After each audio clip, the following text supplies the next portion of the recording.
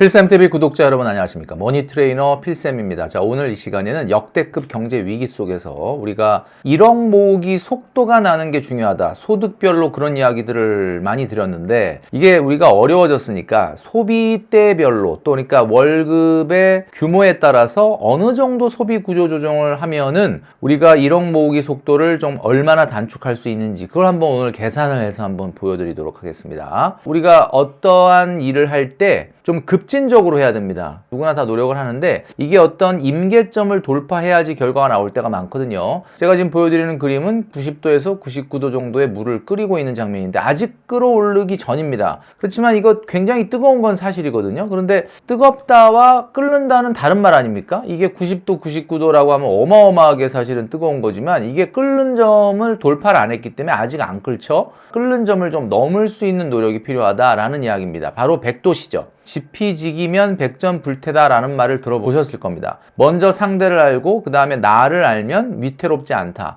현재 상황을 좀 정확하게 파악해 볼 필요가 있죠. 그래서 소비 MBTI라는 걸 한번 소개시켜 드린 적이 있었습니다. 이 소비 MBTI라고 하는 거 여러분 네이버 이런 포털 창에다가 소비 성향 테스트라고 치시면 이게 나와요. 아마 아직도 못 해보신 분이 있다 그러면 한번 해보실 필요가 있다라고 말씀드리고 싶은데 소비 MBTI도 영어 이니셜 4개로 구성되어 있습니다. 첫 번째 나오는 영어 이니셜은 성격 중에서도 이 돈을 대하는 돈 관리에 대한 기질을 나타내는 거고요. 두 번째 영어 이니셜은 돈을 일관되게 쓰는지 아니면 불규칙하게 쓰는지, 그리고 세 번째는 음식에 돈을 많이 쓰는지 아니면 쇼핑에 돈을 많이 쓰는지, 그리고 마지막 이니셜은 이게 조용한 여가를 보내는지 아니면 좀 다이나믹한 여가를 보내는지를 보여주는 겁니다. 그래서 제가 많은 우리 직장인들에게 물론 뭐 개인마다 성향은 다 다르겠지만 돈을 모아가기 시작하는, 그러니까 경제활동을 한 지가 한 10년 안 됐다 그러면 웬만하면 ERFQ가 나오는 게 좋겠다라고 말씀드린 적이 있습니다. 자, ERFQ가 뭐냐? 첫 번째는 돈 관리 기질이라 그랬죠? 그리고 두 번째는 소비의 일관성. 그 다음에 세 번째는 소비 스타일. 네 번째는 여가의 스타일이 그 사람의 소비의 패턴을 보여준다. 자, 제가 예를 들어 보겠습니다. ERFQ가 나왔어요. E가 나올 수도 있고 또는 G가 나올 수도 있습니다. E는 economical, 그래서 경제적인, 절약하는, 돈 관리를 좀 열심히 하는 이런 스타일이에요. 그 다음에 G는 generous라고 해서 좀 관대한, 여유로운, 그러니까 소위 말하는 좀 자유방임? 돈에 대해서 연연해하지 않는 스타일이라고 볼 수가 있겠죠. 자, 그러면 E가 나와야 되겠습니까? G가 나와야 되겠습니까? 내가 정말 돈을 많이 번다. 뭐 사업가다, CEO다, 그 다음에 뭐 연예인이다, 스포츠 스타다, 돈이 굉장히 많아요. 이러면 뭐 내가 지금 바빠 죽겠는데 뭐 매일 돈 들여다보면서 얼마 썼나 이렇게 하기는 어렵지 않습니까? 그러니까 그런 사람들은 G가 나와도 되지만 내가 경제활동을 시작하고 10년이 안 됐다 그러면은 아무래도 돈을 관리하고 통제하고 조금은 염려하는 E가 나오는 게 맞겠다. 두 번째 이니셜은 R이 나오든지 I가 나오든지 뭐 말 그대로 레귤러든지 일레귤러든지 이거는 여러분 아시겠죠? 당연히 R이 나와야 됩니다. 지금부터 벌써 일레귤러가 나오면 안 되겠죠? 세 번째는 푸드에 돈을 많이 쓰느냐, 쇼핑에 돈을 많이 쓰느냐. 푸드는 문화생활도 좀 포함을 하는데 일반적인 사람들은 웬만하면 푸드가 돈을 많이 쓰지 쇼핑에 돈을 많이 쓰진 않습니다. 아무래도 먹는 거에 돈을 더 쓰는 게 일반적이다라는 거죠. 그런데 100만 원 정도는 먹는 거에 쓰는데 쇼핑을 50만 원 쓴다. 뭐 이 정도가 어떻게 보면 평균인데 나는 쇼핑에 70만 원 쓰고 먹는 거 100만 원 쓴다. 그러면 이 사람은 금액은 F가 나올지 모르지만 사실은 이 사람은 쇼핑에 더 돈을 많이 쓰는 스타일이다 이렇게 볼 수가 있습니다. 그리고 여가 생활이 quiet, 조용히 보내느냐 아니면 다이나믹하게 보내느냐. 뭐 개인마다 좀 차이는 있겠지만 ERFQ가 나오는 것이 좀 맞겠다라는 말씀을 드립니다. 자, 그러면 이제 제가 오늘 가장 많은 300에서 500만 원대에 있는 분들이 내가 어느 정도의 소비 구조 조정을 하면은 얼마나 저축 속도가 빨라지는지를 보여드린다고 했는데 왜 300에서 500만 원대가 말씀을 드리냐면요. 300에서 500만 원대가 제일 많습니다. 2025년도 가구원별 중위소득 현황을 보여드리고 있는데 가구원별 중위소득의 2인 가구, 3인 가구, 4인 가구에 걸쳐있는 소득이 바로 300에서 500만 원이죠. 300만 원대의 소득을 올리는 사람인데 이 사람이 5년에 1억 모으기를 한다. 그리고 500만 원대의 소득인 사람인데 이 사람이 3년에 1억 모으기 한다. 이게 가장 일반적입니다. 자, 여러분 이게 가장 정상 속도예요. 그런데 300만 원대 월급을 받는데 5년에 1억 모으기를 왜 못하느냐? 안 되는 이유가 있습니다. 제가 아까 얘기했죠. 90도, 99도까지는 뜨거운데 끓는 점을 돌파하는 능력이 없다. 다시 말해서 300만 원대 소득 올리는 사람들이 5년에 1억을 못 모으는 이유는 저축이 100만 원 미만이 되기 때문입니다. 그러니까 100만 원보다 조금 더 하면 좋겠는데 내가 월급이 300만 원대다 보니까 100만 원 정도밖에는 못해요 라고 하는 거예요. 그러니까 저축을 안 하는 건 아니라는 거죠. 그 다음에 500만 원대의 소득인 사람은 3년에 1억을 모아야 되는데 그러려면 한 250 정도 이상 모아야 되거든요. 근데 대부분 사람들이 150만 원밖에 못해요. 한마디로 말해서 소비의 구조조정이 좀 필요한 부분이 있다. 자, 그래서 제가 늘 말씀드리는 이 10가지 슬기로운 소비 생활의 항목을 어떻게 하느냐에 따라서 달라질 수 있습니다. 자, 첫 번째, 300만 원대인 분이 지금 100만 원밖에, 100만 원도 채 저축을 못한다. 그러면 이렇게 한번 해보겠습니다. 점심 외식, 300만 원대 월급을 타는 분이라고 하면은 점심 외식을 매일 같이 한다. 야, 이거는 좀 부담스러울 수 있습니다. 그러니까 물론 뭐 어쩔 수 없이 사 먹어야 될 환경이면 사 먹어야 되긴 하는데 이걸 한번 고민을 해볼 필요는 있어요. 그 다음에 이제 기본 요금 택시, 뭐 매일은 안 타겠지만, 그 다음에 커피를 하루 한 잔 이상 테이크아웃 하는 것도 브랜드 커피는 좀 문제가 된다고 했고, 이벤트 예산도 뭐 월 5%, 3%, 쭉 해서 이제 말씀드리는 게 있었는데, 사회 초년생으로는 적은 소득은 아니지만 어쨌든 직장 생활을 하는 사람 입장에서 아주 높은 소득은 또 아니니까 어떻게 할 거냐 한번 보도록 하겠습니다. 점심 외식을 하루 이틀만 하고 나머지 3일은 뭐 회사에서 사준다든지 아니면 뭐 구내 식당에서 먹는다든지 하게 된다 그러면 한 20에서 30만 원 정도 절약을 할 수가 있습니다. 물론 이 행동이 하기가 상당히 쉽지 않다는 건 압니다. 그러나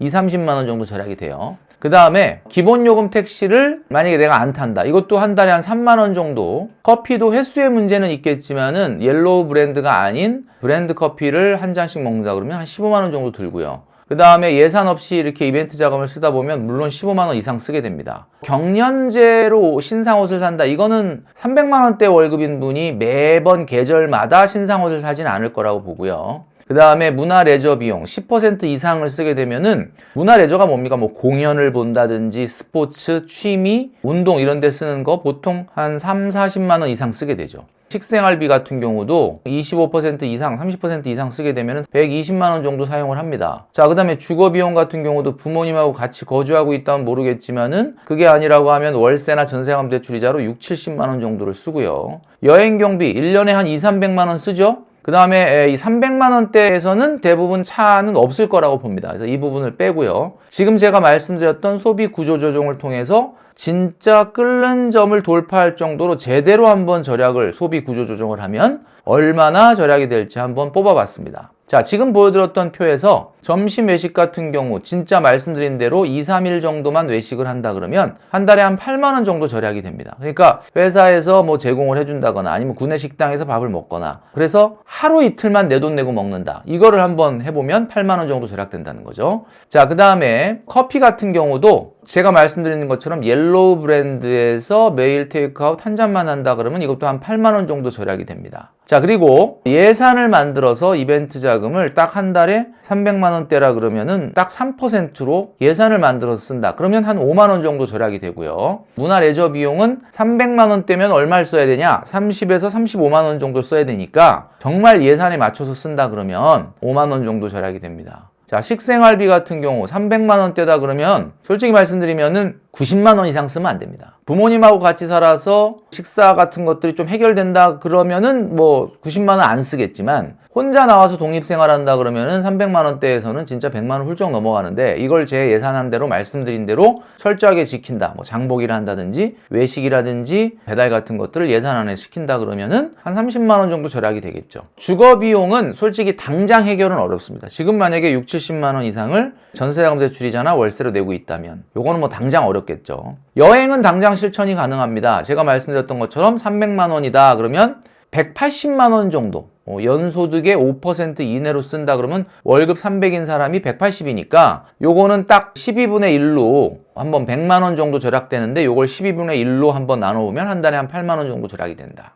자, 그러니까 어설프게 지키는 게 아니라 300만 원대에서 내가 왜 100만 원 미만을 저축을 하고 있느냐. 저축을 안 하는 건 아닌데 300만 원 정도면은 5년 안에 딱 1억을 모아야 된다 그랬잖아요. 물론 5년 안에 1억을 딱 모으면 그때는 월급이 300만 원대보다는 본인이 높아져 있겠지만 그렇다고 하면 이걸 다 더하면 얼마냐? 여러분 한번 보십시오. 제가 300만 원대 있는 분들이 5년 안에 1억을 만들지 못하는 이유가 100만 원 언저리에서 저축을 애매하게 하기 때문이다 그랬는데 지금 요 구조 조정을 딱 하고 나면 이게 금액을 다 더하면 얼마냐? 이상 안 가더라도 64만 원입니다. 그러니까 100만 원 정도 저축하던 사람이 진짜 이렇게 하면은 164만 원까지 저축 금액이 확보될 수가 있다. 164만 원이면요. 5년 안 걸립니다. 여러분 아시겠지만. 지금 157만 원 정도 해야지 5년 걸리거든요. 그리고 중간에 이제 증액 저축을 한다고 봤을 때는 130, 40만 원만 저축을 해도 1년에 한 10% 증액을 하면 5년 안에 1억 만들 수 있거든요. 자, 그럼 이제 500만 원대를 한번 볼까요? 500만 원대. 자, 500만 원대도 마찬가지입니다. 점심 외식 한 달에 한 20만 원, 30만 원 들고요. 그 다음에 택시는 뭐 한 5만 원 정도 들고. 그 다음에 커피도 아무래도 이제 500만 원대라 그러면은 스타벅스를 300만 원대에 있는 분들보다는 조금 더 자주 가겠죠. 횟수의 문제이긴 하지만 한 25만 원, 30만 원. 이벤트 비용도 한 20만 원 정도는 쓰고요. 신상옷 같은 거는 뭐 300만 원대에서는 막 계절 바뀔 때마다 매번 사시지는 않겠지만 그래도 500만 원대다 그러면은 그래도 가끔 신상옷을 사지 않을까. 문화레저 비용 이게 가장 많이 늘어납니다. 월급이 300만 원인 분과 500만 원인 분의 가장 차이는 뭐냐면 일단은 문화레저 비용이 급격하게 늘어난다는 거. 6, 70만 원 정도 쓴다. 그 다음에 식생활비는 뭐 그냥 120만 원 정도. 그 다음에 주거 비용도 뭐 한 7, 80 정도. 그 다음에 이제 여행 경비가 300만 원대인 분은 여행을 좀 안 가거나 그러죠. 그런데 500만 원대 월급을 탄다 그러면 일단은 여행에 1년에 한 3, 400 정도 쓰시는 분들이 많더라. 그 다음에 가장 큰 차이가 뭐냐? 300만 원대인 분은 차를 안 사요. 물론 300만 원대도 차가 있는 분이 있긴 한데 만나보면 300만 원대라 그러면 차 살 생각을 잘 안 해. 근데 일단 500만 원대다 그러면 100% 차가 있습니다. 그리고 싸지도 않아요. 그 차가. 꽤 좋은 차를 타는 분들도 있다. 거의 뭐 한 5천만 원짜리. 자, 그러면 슬기로운 소비 생활 그냥 말로만 하지 말고 진짜 레디컬하게 급진적으로 제대로 한번 지켜보면 여기서 얼마나 절약이 되느냐. 점심 회식 같은 경우 진짜로 회사에서 제공하는 구내식당이나 이런 데서 먹거나 하루 이틀만 외식을 한다고 하면 8만 원 절약된다고 했죠. 그 다음에 커피 테이크아웃 같은 경우는 아무래도 이제 500만 원대에 있는 분들은 테이크아웃을 좀 많이 하고 브랜드 커피, 옐로우 브랜드보다는 뭐 스타벅스나 커피빈이나 이런 데를 아무래도 300만 원대에 있는 분들보다는 좀 편안하게 가기 때문에 제가 말씀드린 기준을 정확하게 지키시면 한 달에 한 10만 원 정도 절약이 됩니다. 자, 이벤트 비용은 한 5만 원 정도 절약이 되고요. 문화레저 비용. 이게 300만 원대인 분과 500만 원대인 분들의 가장 큰 차이가 뭐냐? 제가 말씀드렸잖아요. 문화레저 비용과 여행 비용이 다르다라는 건데 여기서 한 20만 원 정도 절약이 됩니다. 자, 식생활 비용은 줄이기는 어렵죠. 왜냐하면